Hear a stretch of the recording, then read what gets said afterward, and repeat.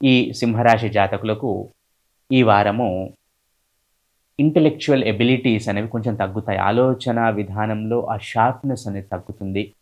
కొంచెం తప్పటడుగులు వేయడానికి అవకాశం ఉంది.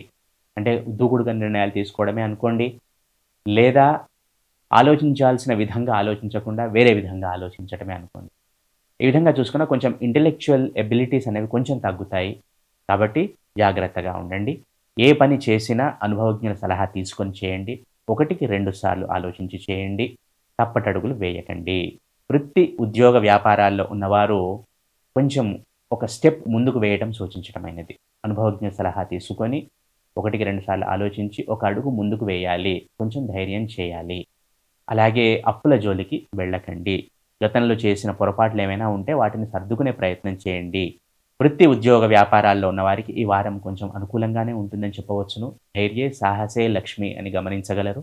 కానీ ఏం చేసినా కూడా ఒకటికి 2 సార్లు ఆలోచించి ఎక్స్‌పర్ట్స్ సలహా మేరకు మాత్రమే చేయండి. ధైర్యం చేయమన్నాం గదా అని ఏది పడితే అది చేయకండి పొరపాటున.